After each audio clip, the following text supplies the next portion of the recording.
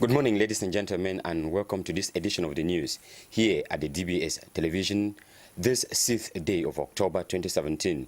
My name is Mahngeh Vernasius Fola.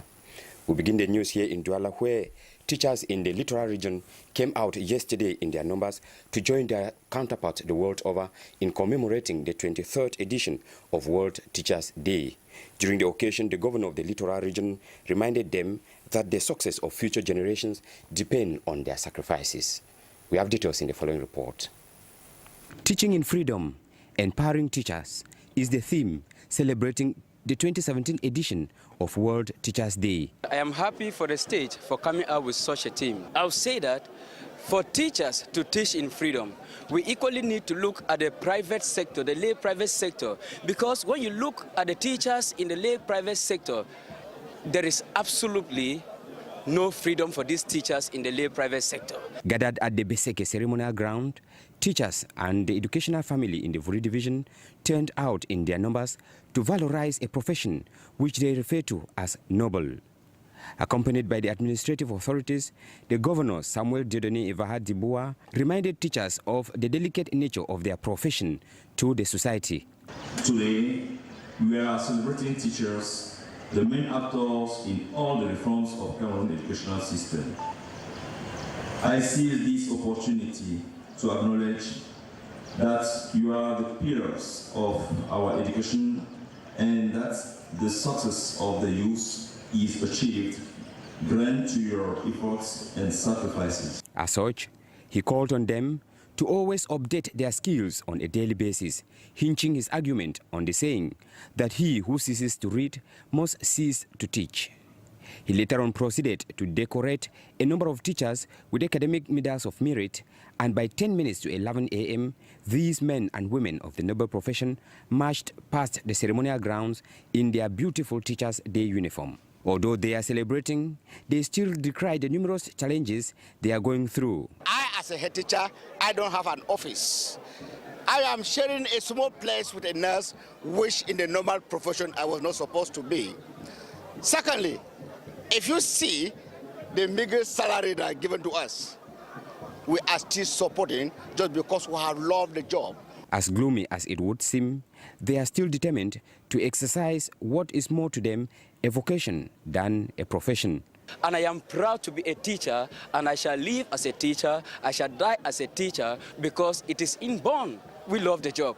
We will do it, and we will do it fervently. What is astonishing is the fact that no school displayed the theme of this year as they march past in front of the authorities.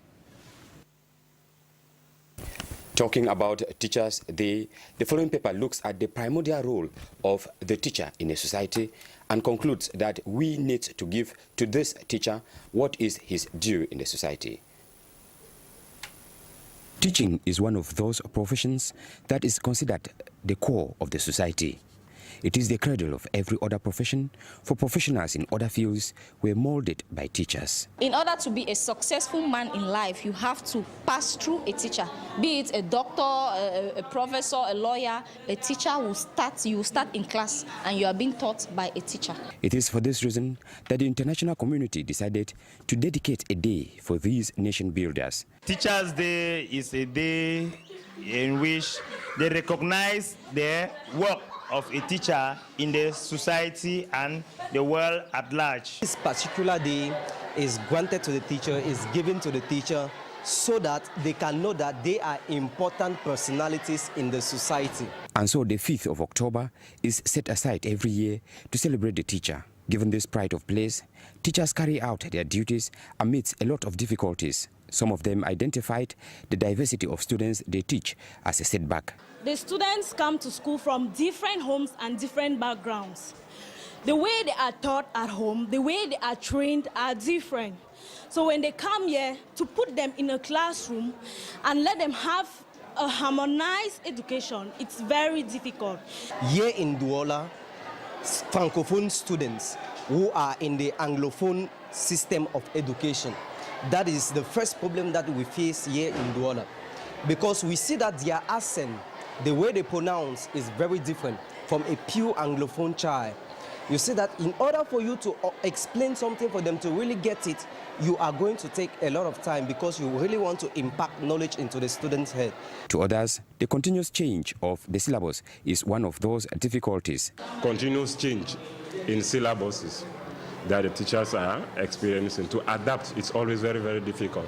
The behavioral pattern of some students is a problem to some. Some students are, I don't know if I can say nonchalant or not well behaved or not properly brought up. I don't know how I can term them. But there are some students who always like not only being noisy or a nuisance to class. Some will like want to make fun for others to laugh.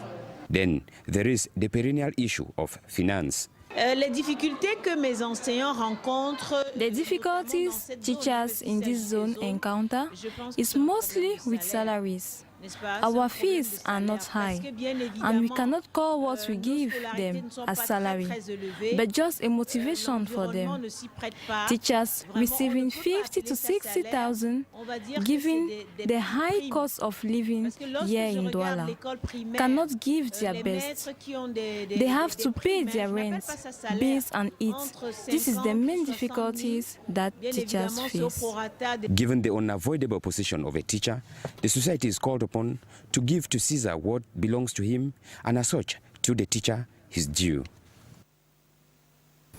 In other news, women in the maritime sector in Africa, known as WIM Africa, have celebrated World Maritime Day. The celebration here in Douala was marked by visits to some business women groups and in the Douala Maritime Museum. Subiru Madina tells us more in the following report.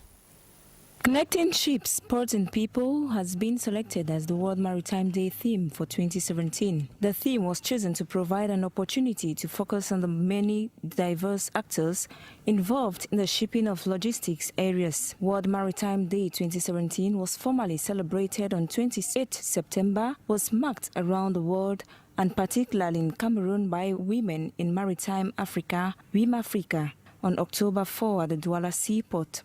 This was marked by numerous activities through having some visits with pupils and business women, the visit of the Douala Maritime Museum, and they finally had talks on how to make this year's theme a reality, as Mr. Kebila Eric outlined some of the tools which could be used. We are a developing country, and our ports are not as big and as modernized as European ports.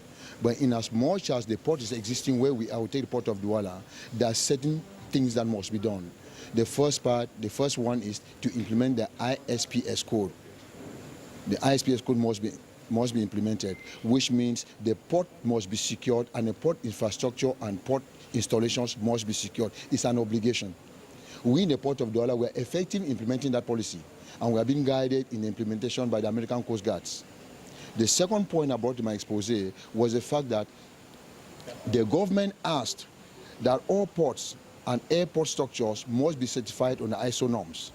We in the Port of Douala have been certified the ISO 9001, the 2008 version. And actually we have to migrate because the 2008 version is expired. So we have to migrate to the new 2015 version. If we implement just two of these codes, that the ISPS code and the ISO codes, ports, ship and people shall be well connected. It should be noted that World Maritime Day every year provides an opportunity to focus attention on the importance of shipping and other maritime activities and to emphasize a particular aspect of international maritime organizations' work. This report, Williams Amo tells us about Cameroonians and their desires to participate in the ongoing American lottery competition. He tells us that most of them who go for this lottery are driven by economic hardship in the country. His report. As economic challenges continue to plague Cameroonians, many have come to see the U.S. Diversity Immigrant Visa Program as a way to escape poverty at home. At the Ange Raphael neighborhood in Douala, every minute people walk in and out of cyber cafes or makeshift spots to get registered for the DV lottery program. Actively involved in registering Cameroonians, Stefan Hossi takes each applicant to a section where a piece of white cloth acts as a backdrop for passport-size photographs. He then takes them one by one to his computer where he fills an online form for them. A valuable piece of data is printed on a letter referred to as confirmation number. This helps to check results in the month of May for the following year. Then the applicant hands him a 1,000 francs note for services rendered. Stefan has been in this since 2010. He says 7 years after, the number of applicants for the American DV lottery keeps multiplying, with Cameroonians between the ages of 18 and 35 making up the greater portion. Since 2010, yes, the number is growing very quickly because in the past there was only in the Anglophone area that the person really know about the DV lottery, but now everybody know.